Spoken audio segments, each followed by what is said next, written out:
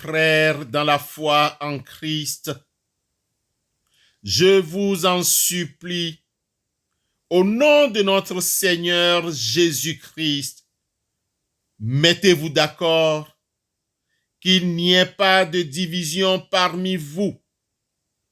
Soyez parfaitement unis, en ayant la même façon de penser, les mêmes convictions. Bien-aimés, par ce verset 10 de la première épître aux Corinthiens chapitre 1, nous vous transmettons nos chaleureuses salutations fraternelles. I once was lost in sin, but Jesus took me in. And then a little light from heaven filled my soul. It bathed my heart in love and wrote my name above. And just a little talk with Jesus makes me whole. Now let us Have a little talk with Jesus. let us Tell him all about our troubles. He will Hear our faintest cry.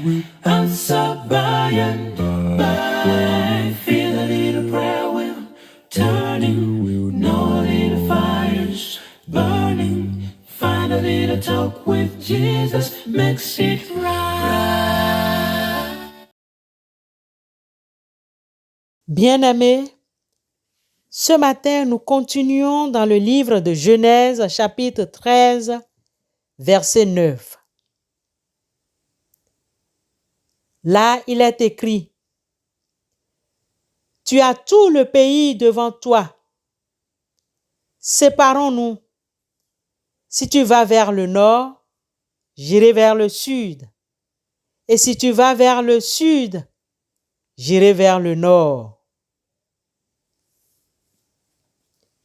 Bien-aimés, nous vous saluons dans la paix du Christ ce matin. Comme précédemment annoncé hier, nous continuons avec les stratégies pour résoudre les conflits. Souvenez-vous que nous avons parlé de l'évitement comme première stratégie. Pour ce matin, la deuxième stratégie est la domination. Un gagnant, un perdant. On écrase l'autre parce qu'on a une position d'autorité. On utilise la violence, la contrainte, les menaces, les coups. Mais on peut aussi dominer par la douceur ou une impassibilité affichée. C'est une réaction primaire. En tout cas, le conflit est réglé rapidement et unilatéralement. Mais les conséquences, souvent, sont désastreuses. Le plus fort se sent encore plus fort et fera donc encore plus usage de sa force et de son autorité. Celui qui perd devient amer, agressif, méprisant. S'il avale la pilule sans rien dire, il se replie sur lui-même, étouffe ses besoins et sa personnalité. Troisième stratégie, le compromis. 50-50, kiff-kiff. C'est un arrangement dans lequel on se fait des concessions mutuelles. C'est une situation un peu bancale. Les arrangements ne satisfont vraiment personne, mais au moins, il n'y a pas de vainqueur et de vaincu. Il n'y a pas de victoire, mais pas de défaite non plus. Nous vivons quotidiennement le compromis. C'est la condition pour la vie dans la société. On s'accorde sur un ou deux aspects, mais la question fondamentale demeure. Néanmoins, parfois, il vaut mieux un compromis vivable qu'une confrontation destructrice. Quatrième stratégie, le sacrifice. On cède, on se soumet à la volonté de l'autre dans le but de préserver la relation, de se protéger s'il y a violence. C'est le choix de laisser l'autre gagner. On appelle cela chez les chrétiens le renoncement, la soumission, l'abnégation, la capitulation ou abdication volontaire. Les chrétiens sont souvent tentés d'adopter cette attitude.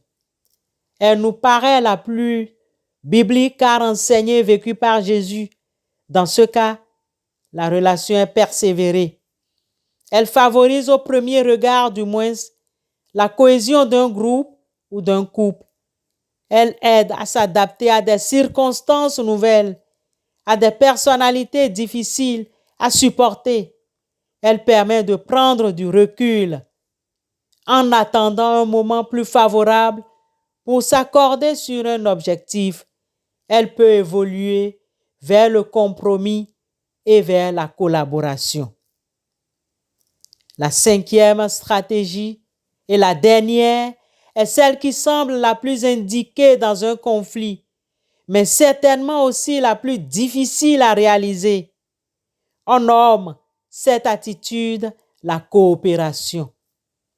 La coopération considère que le conflit est un symptôme, un signe, un révélateur d'un problème à résoudre plutôt qu'une bataille à gagner.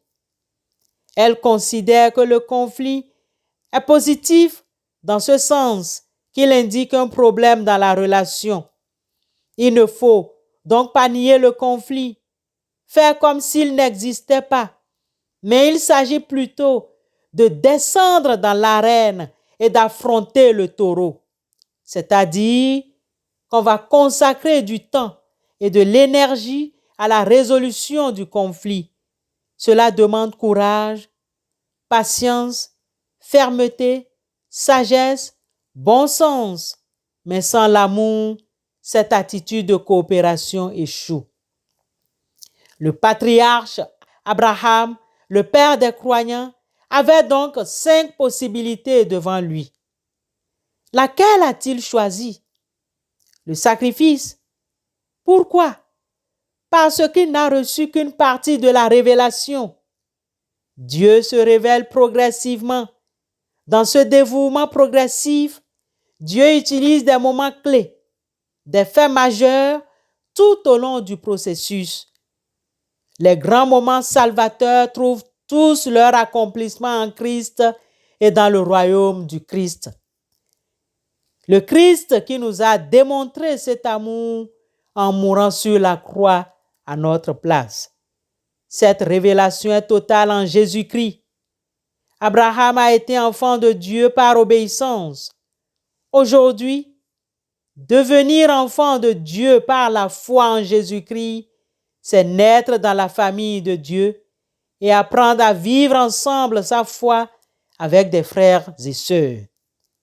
Ne prenons pas cet exemple d'Abraham, mais plutôt celui de Christ. Cela n'est pas a priori facile, mais pas impossible avec l'aide du Seigneur lui-même qui nous recommande l'amour et l'amour fraternel. Bien-aimés, que le Seigneur nous aide à prévaloir l'amour fraternel puisqu'il nous a créés pour vivre dans une société où l'amour doit régner.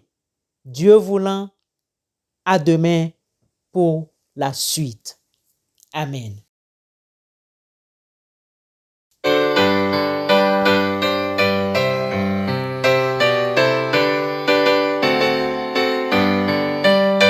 Come with us, love the Lord, and let our joys be known.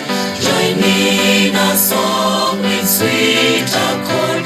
Join in a song with sweet accord. And thus around the throne, around the throne, we march into Zion, beautiful, beautiful Zion. We marching upwards to Zion, the beautiful city. intercédons les uns pour les autres. Dieu Tout-Puissant, nous rendons grâce à Christ qui nous permet de croître spirituellement. Éternel Dieu, à l'intérieur de nos vies s'y trouvent toutes nos erreurs, tous nos échecs, angoisses, souffrances, nos divisions qui nous rongent et qui divisent les familles encore. Aussi, dans cet état, nous avons refusé d'accepter et de mettre en application tes enseignements à cause de notre ego qui provoque l'entière ignorance de ta parole. Notre refus égoïste. Ô éternel Dieu, pardonne-nous. Viens à notre secours. Délivre-nous de tout ce qui a comme vice de division et de tout mal. Comptant sur ta grâce, donne-nous un cœur repentant, apte à pardonner, et que nous ne cherchions plus des excuses et refuser de pardonner notre prochain. Et maintenant, Jésus, viens en nous. Nous te recevons comme Maître et Seigneur. Viens, vis en nous. Donne-nous la grâce de vivre intensement ta parole en toutes circonstances, jour après jour. De tout notre cœur, accorde-nous ton Esprit Saint qui nous apporte guérison de l'âme, du corps. Soutiens-nous et protège-nous de toute adversité, ô éternel Dieu. Au nom de Christ Jésus, nous te prions. Amen. Debout pour la sainte guerre, le balai grand encore. Plus d'un ami, plus d'un frère, suit un chemin de mort. En avant, tous en avant, notre chef est tout-puissant.